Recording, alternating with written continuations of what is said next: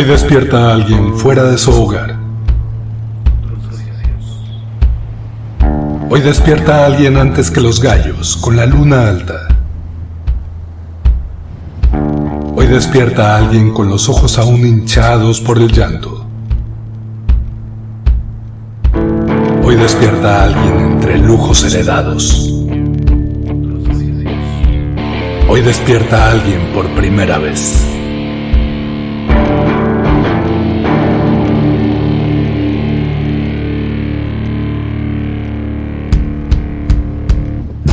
Nos distanciamos del suelo, pero también nos enterramos en los escombros de nuestros templos, orando por el fuego de la verdad en turno. Personas humanas y entidades inteligentes, ajusten sus dispositivos de recepción y escucha. Naveguemos por los tiempos en estas ondas de sonido, transmitiendo desde un punto incierto en el tiempo. Futuros desiertos.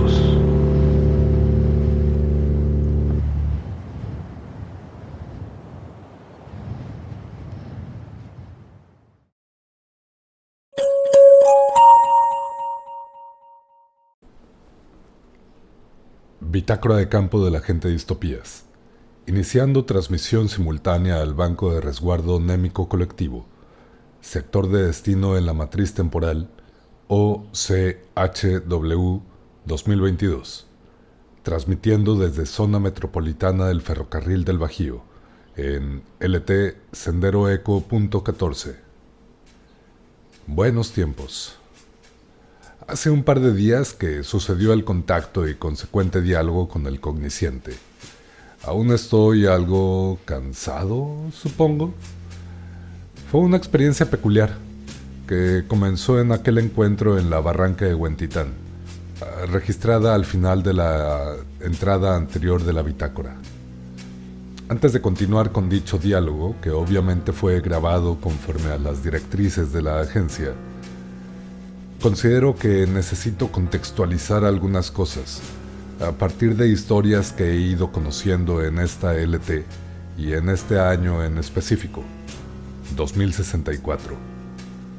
En la búsqueda del cognosciente, tuve la oportunidad de caminar y experimentar el palpitar de dos megametrópolis. El enclave corporativo del Valle Central Mexicano, S.A., y la zona metropolitana del Ferrocarril del Bajío. Las otrora Ciudad de México y Guadalajara, respectivamente. Ambas zonas urbanas han crecido tanto y de forma tan orgánica que resulta complicado saber qué absorbieron, cómo, y ni hablar de los cambios que ha habido en infraestructura y actividades económicas. Me explico. En algún momento he mencionado la gran crisis. De eso no profundizaré en esta bitácora. Supongo que aún necesito aceptar muchos aspectos de lo que llegué a enterarme. Cosas terribles. Y este no tiene por qué ser el espacio para describirlo. Es información que estará contenida en los informes que estoy redactando para la agencia. Algo que me alivia es saber que no en todas las LTs pasa esto. No en todas las LTs suceden cosas tan terribles. Pero este es el trabajo para el que me perfilé. Así que, a lo hecho, pecho. Tal vez solo podría recordar a quien escuche que la preocupación hacia las ideas de ultraderecha es relevante. No fue una guerra, no. La historia ha evidenciado que las persecuciones a las minorías no siempre se nombran guerras. En fin. Ese momento oscuro de esta LT sucedió más o menos hace 20 años a partir de ahora. Vaya, los patrones de la historia suelen ser peculiares y además los humanos tendemos a encontrar patrones en todos lados. No se me culpe a mí por las coincidencias percibidas. Sucedió en un momento álgido en los procesos de reorganización territorial en todo el mundo, cosa que ya llevaba varias décadas sucediendo. Desde lo que se trató de entender con las nuevas ruralidades, el auge digital, los desplazamientos forzados de toda la vida, la gentrificación, el agotamiento de recursos estratégicos, los incendios y, en última instancia, el calentamiento crítico y subida de las líneas de costa, fue el caos.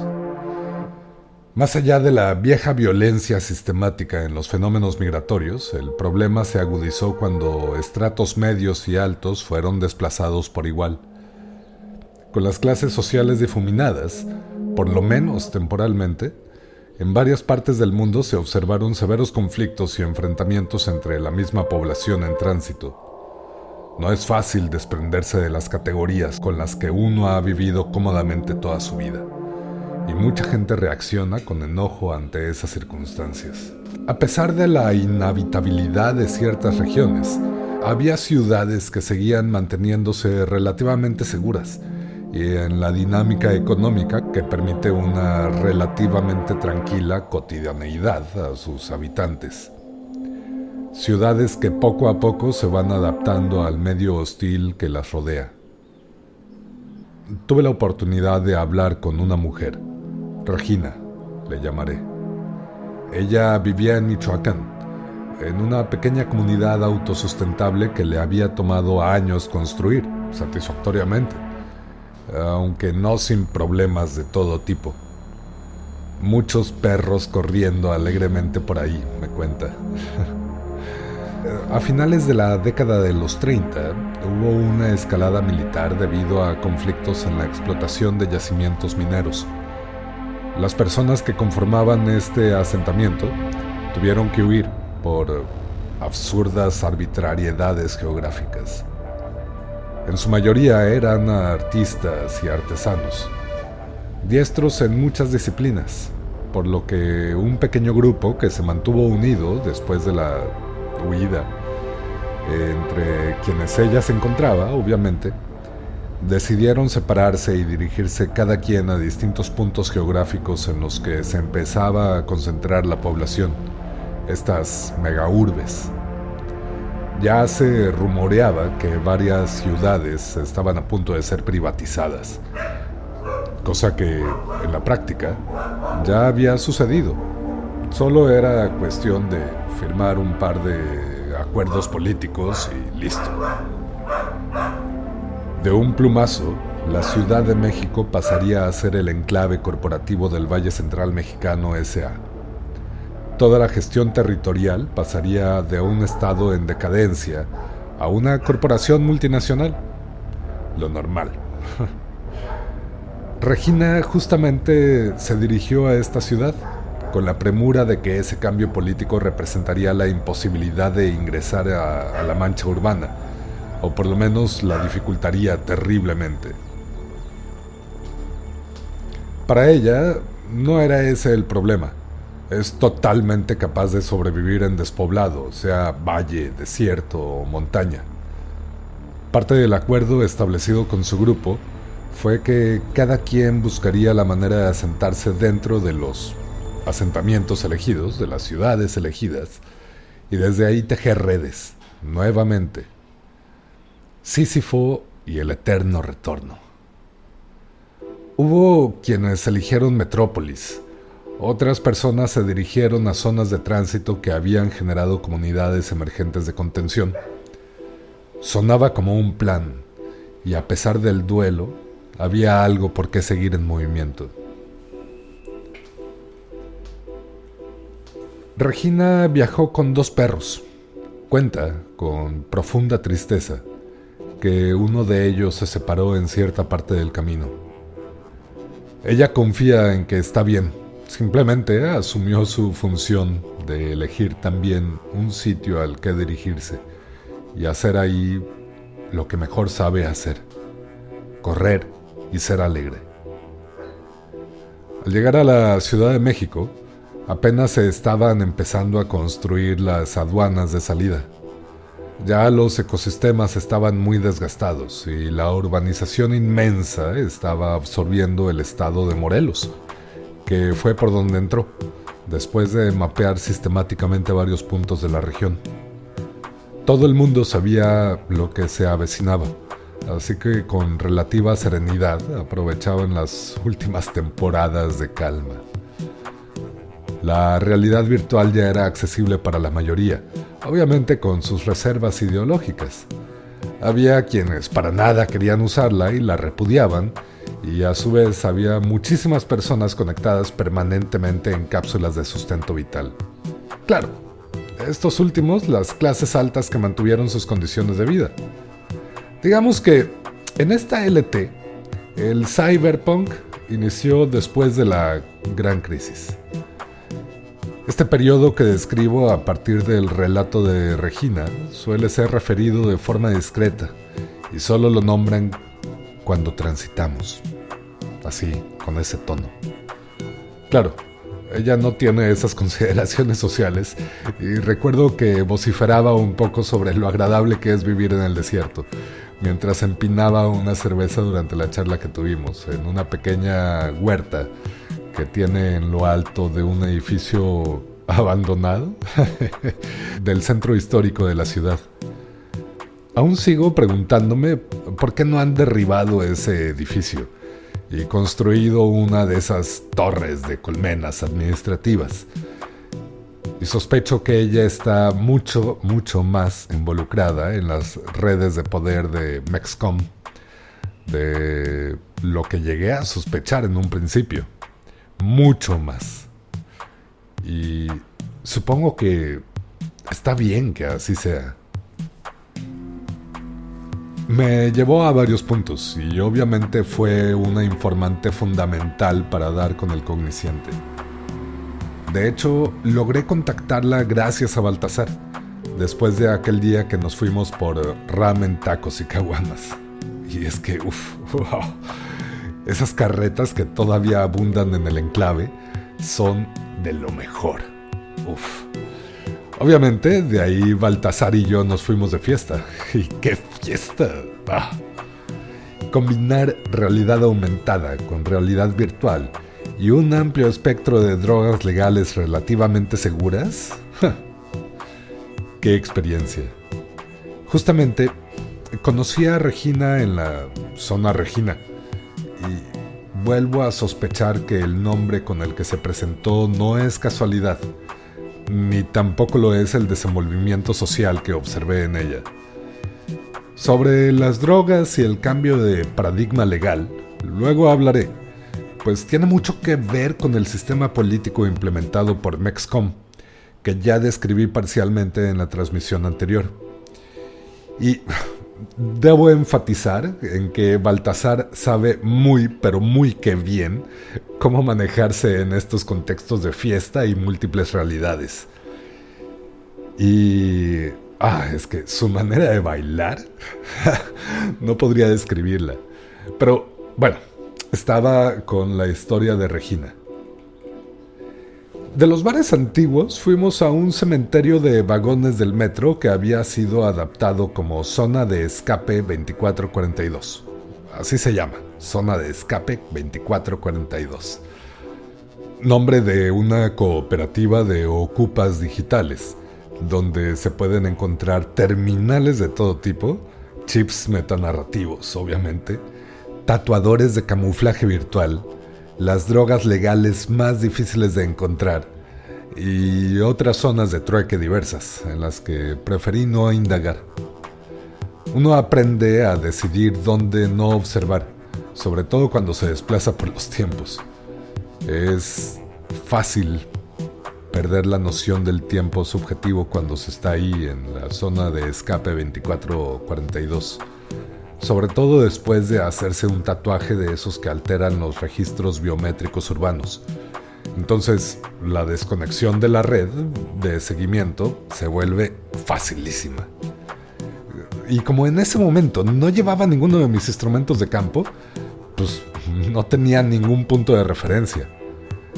Por solicitud de Baltasar, había dejado mis instrumentos en su tienda de antigüedades, apoyada la mochila en el mural de Siqueiros. Insistió que las personas que me quería presentar preferirían discreción y que yo me sintiera relajado. Es el motivo por el cual no tengo registro sonoro de la interacción con Regina. En Zona de Escape 2442 conocí a varios personajes con quienes me hubiera gustado interactuar más. Por ejemplo, un tipo de pelo largo y rizado, a quienes nombraban simplemente como Chilango.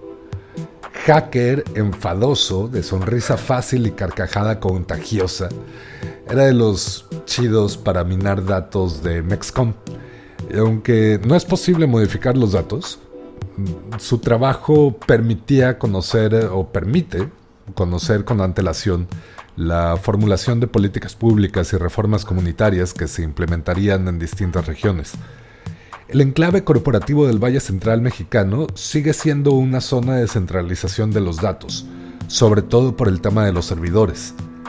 Supongo que eso hace más fácil eso del hackeo, aunque la verdad no entendí mucho su cotorreo, pues su discurso de pronto se llenaba de bromas y albures, y entonces no entendí un carajo de muchas cosas. Pero creo que el vato era economista antes de la gran crisis. Y aparte, le gustaba mucho la mecánica clásica. Hasta tiene una moto Harley de 80 años. Está hermosísima. Lo que sí, compartí un chip metanarrativo con él, de una épica steampunk medieval ambientada con grind metal. ¡Qué experiencia! A veces me sigue punzando la sien cuando me acuerdo de ese castillo que destilaba petróleo. Ay, el olor. Cuando conocí el edificio de Regina, entendí un poco más la resistencia de esta LT. En la azotea cultivaban muchas cosas, pero sobre todo una especie de tubérculos parecidos a las papas, pero mucho más versátiles. Vaya, ya sabemos que las papas son maravillosas de por sí, pero esto me sobrepasó.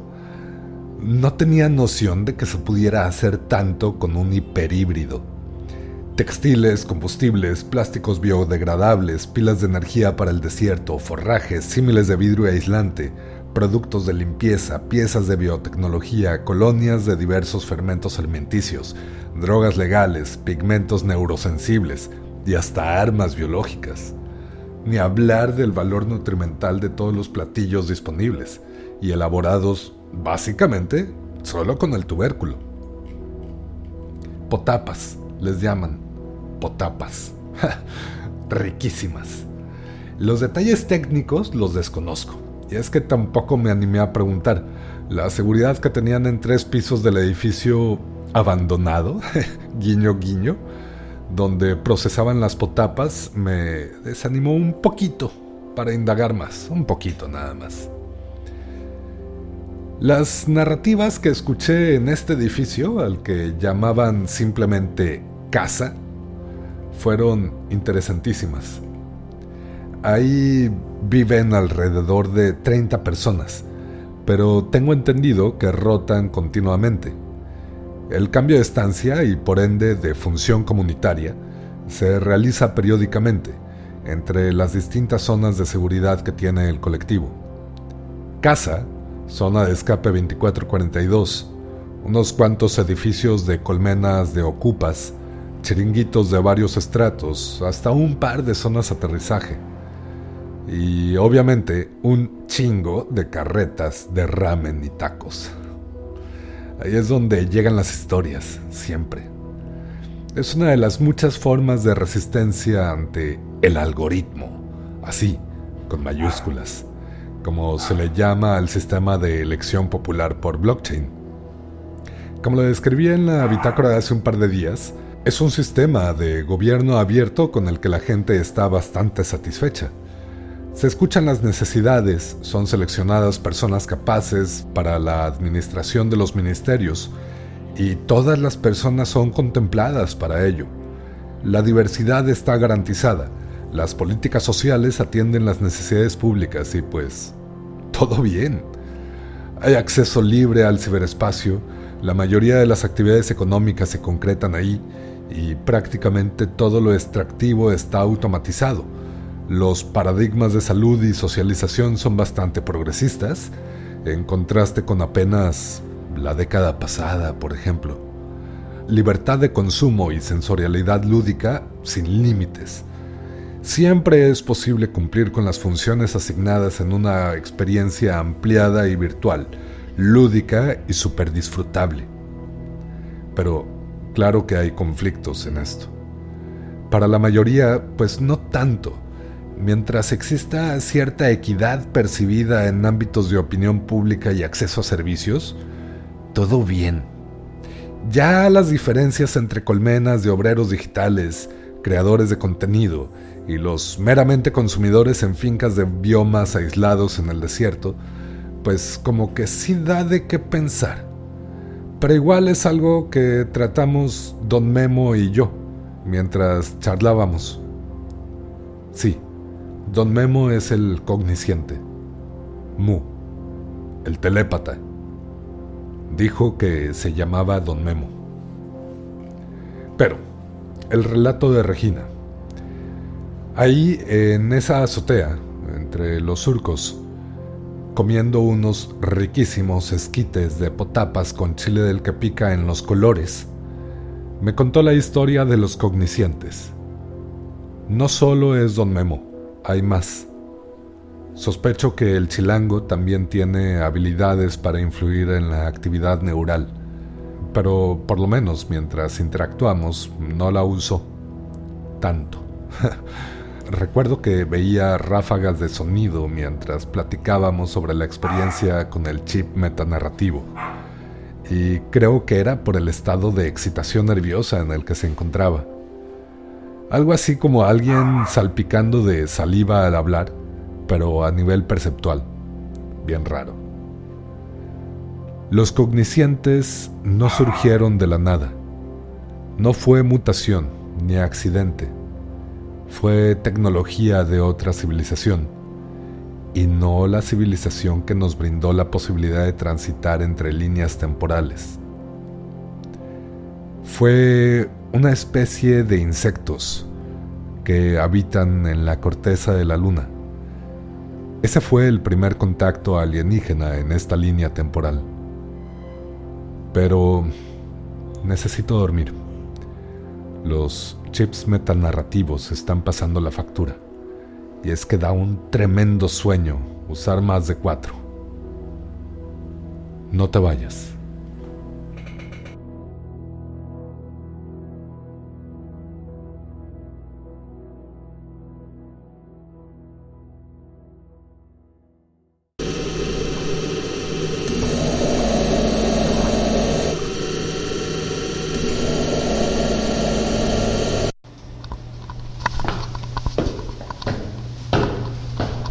Bitácora del agente de Distopías.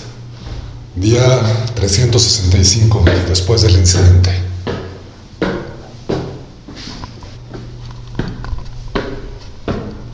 Escaleras, escaleras, escaleras, escaleras.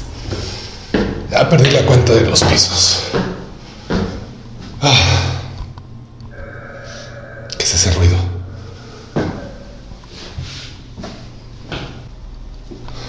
Bueno, sigo subiendo. ¿Qué chingados es ese ruido?